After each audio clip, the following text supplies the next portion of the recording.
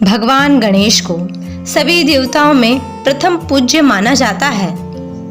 कोई भी शुभ कार्य करना हो, सबसे पहले भगवान गणेश की पूजा अवश्य रूप से की जाती है।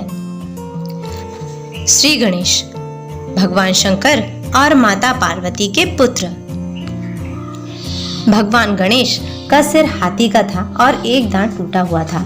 इस वजह से कहा जाता है कि कोई भी कन्या उनसे विवाह करने को तैयार नहीं थी। अपना विवाह न होता देख गणेश जी उदास रहने लगे। जब वे किसी दूसरे के विवाह में जाते तो वहां पर सबको देखकर उदास हो जाते। उनको बड़ा दुख होता और उनके मन को ठेस पहुंचती थी। कहा जाता है कि इसी वजह से गणेश जी और उनके वाहन मूषक ने दूसरे देवताओं के विवाह में विघ्न डालना शुरू कर दिया।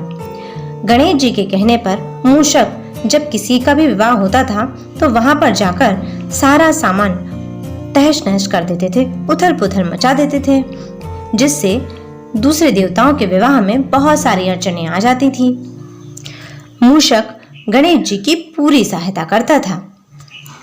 गणेश जी और मूषक की इस मिली भगत से सारे देवता बहुत परेशान हो गए। सभी मिलकर भगवान शंकर के पास गए, पर शंकर जी ने उन्हें ब्रह्मा जी के पास भेज दिया। ब्रह्मा जी उस समय योग में लीन थे।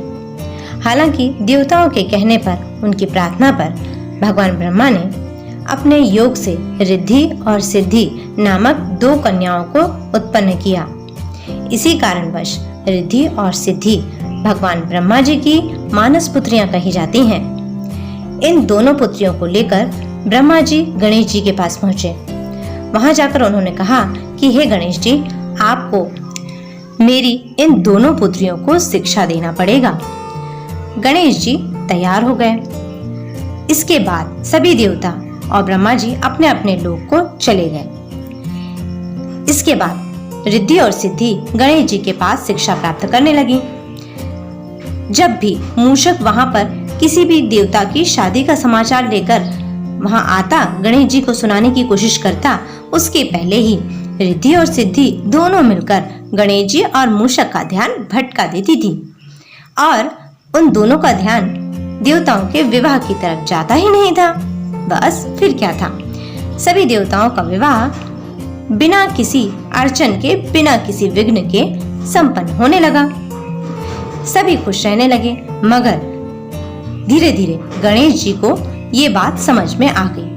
उन्हें समझ में आ गया कि ये पूरा काम रिद्धि और सिद्धि का ही है। तब गणेश जी को बड़ा क्रोध आया। उसी समय ब्रह्मा जी वहां पर प्रकट हुए। उन्होंने हाथ जोड़कर क्षमा मांगी और गणेश जी से प्रार्थना की, हे गणेश, हे गजानन, हे प्रथम पूज्य, मुझे अपने इन दोनों पुत्रियों रिद्धि और सिद्धि के लिए कोई भी योग्य वर नहीं मिल रहा है। कृपा करके मेरी इन दोनों पुत्रियों से आप विवाह कर लीजिए।